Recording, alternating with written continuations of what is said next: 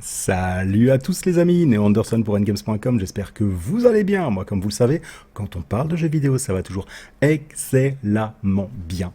Et aujourd'hui, eh bien, c'est une grande première sur la chaîne, ma rubrique ciné. Il faut savoir qu'avant, je faisais des critiques ciné sur le site Ngames, des critiques écrites. J'ai décidé maintenant de passer à un format vidéo où je vous donne les sorties que j'ai été voir durant la semaine ou les Blu-ray, DVD que l'on peut m'envoyer, que je visionne, le tout dans une rubrique YouTube. Alors, aujourd'hui, il n'y aura pas moins de 4 films. Vous l'aurez compris, bah forcément, vu la casquette et ceci, il y aura du Super Mario Bros, le film, qu'on a reçu en 4K Ultra HD, plus le Blu-ray, voilà, la Power Up Edition, vraiment top. J'avais été le voir au cinéma avant, mais voilà, j'avais pas encore fait de rubrique ciné ni de critique. La bougie, c'est très simple, c'est pour le Boogeyman, alias le croque-mitaine, que j'ai été voir au cinéma grâce à des places envoyées par Disney Benelux. Merci d'ailleurs à eux. Donc je vais vous en faire la critique, pas plus tard que d'ici quelques minutes. Il y a également 2 autres films, donc Transformers, Rise of the Beast, et honnêtement, j'ai été agréablement surpris. J'ai été le voir, je pense, 2 ou 3 jours après sa sortie, et ça claque pas mal, ça claque pas mal. Et enfin, un film que j'ai été voir tout récemment, il y a environ 3 jours, j'ai nommé le Challenge avec Jennifer Lawrence, et vous allez voir que c'est très drôle. Ce que je vous propose, c'est tout simplement de vous passer les bandes annonces, de me rapetisser dans l'image et de vous donner mon avis sur ces 4 films. A tout de suite, les amis, on passe au premier film, le croque-mitaine. Let's go! Voilà, on commence tout de suite avec le croque-mitaine. Les bougies nous avaient été offertes par Disney d'ailleurs. Disney qui a racheté la Fox, puisque c'est un film qui est produit par la 20th Century Fox. Le réalisateur, c'est Rob Savage, à qui l'on doit Host et Dashcam. Le scénario est écrit par le duo Beck et Woods, à qui l'on doit Sans un bruit. Déjà, c'est plutôt bien parti. À la base, c'est une nouvelle de Stephen King. Boum, moi je dis banco, une nouvelle qui est sortie en 1973 au départ, dans le magazine américain Cavalier, et qui a ensuite été incluse dans un recueil de nouvelles baptisé Danse Macabre, qui est sorti en 1978. L'histoire nous raconte bien le quotidien de la lycéenne Sadie Harper et de sa sœur Sawyer, qui ont vécu la mort atroce de leur mère, une mort très récente. Donc voilà, elles sont un petit peu dans le deuil. À côté de ça, on a leur père, qui s'appelle Will, qui est incarné par Chris Messina. Notez également que Sadie Harper est incarnée par Sophie Thatcher, que l'on a pu voir notamment dans la série Boba Fett. Oui, je ne dis pas de bêtises, elle joue Drash, et c'est également Nathalie dans The Yellow Jacket. Donc, sa sœur Sawyer, c'est Vivienne Lyra Blair. Le psychiatre Chris Messina, qui est leur père, reçoit la visite de Lester Billings, un gars qui va leur dire tout simplement que ses enfants sont morts à cause du croque-mitaine. Il va ensuite se suicider directement dans l'habitation du médecin, qui est également forcément le domicile familial, et le croque-mitaine va commencer à apparaître. Alors voilà, on a pas mal de jumpscares. Quand je dis pas mal, il y en a vraiment énormément. C'est l'un des films avec le plus de jumpscares que j'ai vu et qui fonctionne. La mise en scène est top, très sincèrement. Il y a énormément, regardez, des choses comme ça. Il y a énormément de choses qui se font dans une semi-pénombre bien flippante. Le scénario va à 100 à l'heure. Donc le monstre se veut vraiment terrifiant. Le rythme est très bon. On a un excellent sound design bien flippant. C'est très efficace. Pour les soucis, il y a quelques réactions peu crédibles et il n'invente pas grand chose, contrairement à Smile. Mais moi, je vous le recommande chaudement, c'est un 4,5 sur 5 pour ce Boogeyman, ce croque-mitaine. On passe à la suite tout de suite.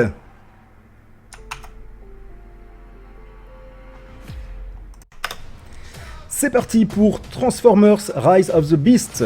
Excite Michael Bay et sa saga Transformers, donc Monsieur Boom Boom, comme on l'appelle dans le milieu, tellement il y a d'explosions dans ses films. Bien entendu, excite Megan Fox et tout le team, ça on le savait déjà. The Last Night, qui était le 5e opus des Transformers, a été un bide. Ça nous a donné un spin-off Bumblebee en 2018. Ça, c'est la suite de Bumblebee, grosso modo. Donc nous sommes en 1994. Exit Michael Bay, place à Steven Caple Jr., à qui l'on doit Creed 2 et bientôt Bumblebee 2. C'est un reboot en fait de la saga. On va retrouver Noah Diaz en tant que militaire, ancien militaire qui cherche à faire survivre sa famille. Il est interprété par Anthony Ramos, que l'on a vu en tant que Ramon dans A Star Is Born. Il va rencontrer l'historienne Elena, incarné par Dominic Fishback, Robin dans Project Power, et tous deux, eh bien, vont avoir affaire aux Autobots qui viennent de débarquer sur Terre. Je vous le rappelle, on est en 94, les Decepticons sont là également. Et l'historienne, dont je vous ai parlé, va trouver une tablette qui va mener à un ancien conflit entre les Maximals, des animaux Transformers, mais également les Predacons, mené par le dévoreur de planètes Unicron. Il recherche une clé transdimensionnelle, pour voyager à travers l'espace et le temps. Au menu, un conflit planétaire, des bons sentiments, mais surtout des paysages magnifiques. Les 90s et leur ambiance, on retrouve Sonic, Tails, la Game Boy, moi j'adore. Il y a un incroyable crossover à la fin, ça ressemble quasiment aux Avengers tellement c'est fou. On a le meilleur rythme et la meilleure histoire pour un film Transformers. On a une bataille finale monumentale, des héros bien moins lisses que ceux des films de Michael Bay, des musiques des 90s avec du R&B bien senti, de l'humour vraiment bien dosé. Au niveau des points négatifs, c'est dommage qu'il ne soit pas diffusé en 3D, ça l'aurait vraiment fait, et il y a quelques légers temps morts, mais honnêtement c'est une grosse claque, une superbe surprise, foncez le voir au cinéma, c'est l'un des tout grands films d'action de cette année. 4,5 sur 5, ça fait du bien de revoir les Transformers en grande forme, et de ne plus voir Michael Bay au programme, ou à moins qu'il soit producteur, peut-être, je n'en sais rien, mais toujours est-il qu'à la réalisation, c'est vraiment du costaud. On a hâte de voir ce que va donner Bumblebee 2 du coup. A tout de suite pour une autre critique ciné, les amis. Let's go! Here we go! Et oui, c'est parti! Voilà Super Mario Bros, le film qui a défrayé la chronique, qui a eu un succès monumental au point d'en dépasser la Reine des Neiges, c'est dire. On a reçu le Blu-ray, l'Ultra HD 4K, enfin bref, la totale avec une tonne de bonus. On a vu le film au cinéma, on a également reçu, regardez, hop, très sympa, la casquette que j'ai, et un petit sac, plutôt rigolo. Alors, après le film live de 93 avec Bob Hoskins, qui fut un cuisant échec commercial, Nintendo remet le couvert avec, cette fois-ci, un Mario en animation, en image de synthèse, qui a été réalisé par Illumination Studio, Illumination Entertainment, à qui l'on doit, eh bien, notamment, moi moche et méchant, les mignons comme des bêtes. On retrouve Mario, doublé par Chris Pratt, les Gardiens de la Galaxie, et Luigi, doublé par Charlie Day, le docteur Newton, dans Pacific Rim, qui sont plombiers à Brooklyn et qui sont inspirés dans un tuyau temporel. Il se retrouve donc dans un tuyau temporel dimensionnel. Il se retrouve dans une autre dimension. Mario tombe au royaume champignon pour aider la princesse Peach, incarnée par Anya Taylor-Joy, Split, le jeu de la dame, The Northman. Et Luigi, il tombe dans le monde de Bowser, incarné par l'incroyable Jack Black, Rock Academy, Jumanji 2, Chair de Poule, Tenacious D, enfin voilà, The Boss. Mario va donc tout faire pour retrouver son frère et empêcher l'invasion du royaume champignon par un Bowser fou amoureux de la princesse Peach, une princesse Peach beaucoup plus badass. Point positif, la musique Peach est incroyable, la musique Peach de Jack Black. Une très bonne version française visuellement démentielle, un film pour toute la famille, il est bourré d'easter eggs, plein d'humour, une scène post-crédit incroyable, un rythme très soutenu. Il y a même un easter egg de Charles Martinet, de chouettes bonus sur le Blu-ray, et il y a les tubes des 80s. Point négatif, trop en montrer en pas assez de temps, du coup c'est trop condensé, ça part un peu trop vite et ça manque parfois de crédibilité. Luigi n'est pas assez mis en avant, et puis à la fin il devient surpuissant alors que Mario a dû s'entraîner durant tout le film. Et le scénario tient sur un timbre-poste. Au niveau des bonus, vous aurez droit à la connaissance du casting, le niveau supérieur, les quiz du film, le guide de Super Mario Bros le film, le clip de Peaches et les leçons de leadership avec Anya Taylor-Joy. 4 sur 5 pour ce film. Let's go! Dernière critique de cette rubrique, c'est tout simplement le film Le Challenge du réalisateur Jen Stupnitsky, à qui l'on doit déjà Good Boys. Alors Le Challenge qui dure 1h43, c'est chez Sony Pictures. On va retrouver Maddie, qui est incarnée par Jennifer Lawrence, de Hunger Games, bien entendu. Et voilà, elle revient sur le devant de la scène dans une comédie assez grivoise, mine de rien.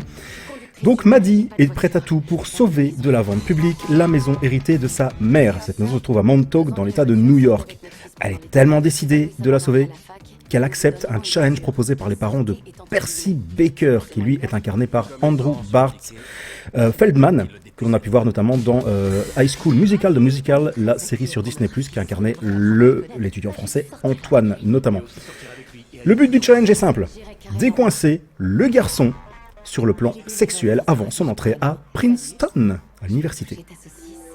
Elle a 32 ans, il en a 19. Elle a plein d'expérience, il n'en a aucune. Elle est hyper barrée, il est super sérieux. C'est un geek, ultra introverti, ultra timide, il a peur de tout. Et ça va donner lieu au choc de deux mondes, de deux générations presque, qui est excessivement drôle. Alors Jennifer Lawrence est absolument divine dans ce film. Elle est excessivement drôle. On sait qu'elle est barrée dans la vraie vie, mais là elle est encore plus barrée. Elle va même quasiment jusqu'à faire un full nude frontal, donc vous allez avoir entièrement nu, en train de botter des culs d'adolescents sur une plage et de faire un suplex. C'est totalement dingue. Il y a plein de blagues que vous ne verrez pas dans cette bande-annonce et c'est pas mal, donc on n'a pas le syndrome du trailer, moi je trouve ça top. Donc on a de l'humour non-stop qui vise juste, on a une Jennifer Lawrence qui se lâche totalement, on a des moments très touchants, une excellente parodie de la génération actuelle, toujours sur le smartphone, voilà, à filmer, vous voyez tous les téléphones là qui sortent et à déformer la vérité en permanence. C'est très très efficace dans le rayon de la comédie, j'ai rigolé du début à la fin, il y a une bonne dynamique dans le duo Mehdi-Percy. Par contre, point négatif, histoire prévisible et pas assez caustique à mon sens, 4 sur 5. Et voilà les amis, c'est la fin de cette toute première rubrique ciné sur la chaîne, j'espère que ça vous aura plu. Le but c'est très simple, vous faire la critique d'un film en vous donnant un max d'infos, acteurs, réalisateurs, historiques, et également mon avis, le tout en une seule bande-annonce. Voilà, pas de montage compliqué, etc. Non, une bande-annonce pour tout vous dire, donc 2 minutes par film. Et on est bon, j'espère que le concept vous plaira, n'hésitez pas à me mettre en commentaire si vous voulez que j'améliore certaines choses. C'est une rubrique que je voulais proposer depuis longtemps parce que je suis un grand cinéphile, je vais au cinéma chaque semaine et je voulais vraiment vous parler des sorties et je trouve que ce format est plutôt bien fait. Donc voilà, ici en moins d'une dizaine de minutes, vous avez mon avis et les notes sur 4 films que je vous encourage chaudement d'aller voir, soit au cinéma, mais également pour Mario, notamment en Blu-ray. Je vous dis à très bientôt sur endgames.com. Je vous adore, n'oubliez pas de vous abonner, c'est ici en bas à droite de votre vidéo, et donc pour moi c'est en bas à gauche en fait. Vous cliquez sur le petit logo NG, ouh je suis flou, regardez, caméra, je suis là. Voilà, vous cliquez sur le petit logo NG, elle m'a repéré, super. Vous vous abonnez à la chaîne, c'est très très très important, j'ai vraiment besoin d'abonnés. Et vous cliquez sur la cloche pour les notifications, pour être averti de toutes mes nouvelles vidéos. Je vous dis à très bientôt sur endgames.com les amis. Ciao à tous, bye.